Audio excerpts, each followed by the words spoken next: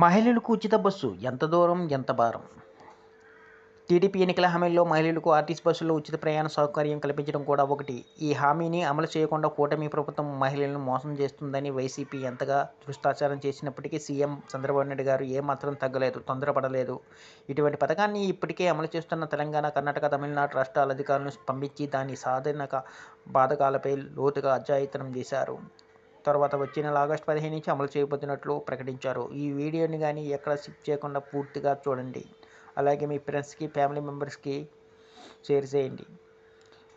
ఒక లైక్ మా ఛానల్ని ఎంకరేజ్ చేయండి. ఇంకా ఏపీ సీఎం చంద్రబాబు నాయుడు గారు సోమవారం అధికారులతో సమావేశమయ్యాయి.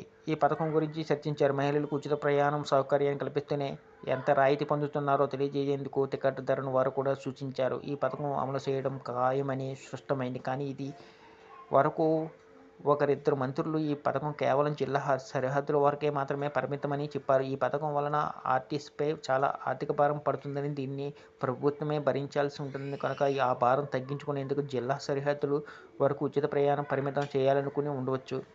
కానీ ఇంతకాలం ఈ పథకం అమలు చేయలేదంటూ విమర్శలు గుప్పిస్తున్నట్లు వైసీపీకి విడిగా కొన్ని పరిమితుల్లో ఈ పథకం అమలు చేసినా ఈ ప్రభుత్వాన్ని విమర్శించడానికి అవకాశం కల్పించినట్లుగా అవుతుంది.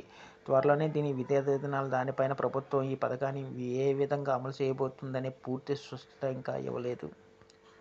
ఈ వీడియో కానీ మీకు నచ్చినట్లయితే ఒక లైక్, సబ్స్క్రైబ్ చేయడం మర్చిపోకండి.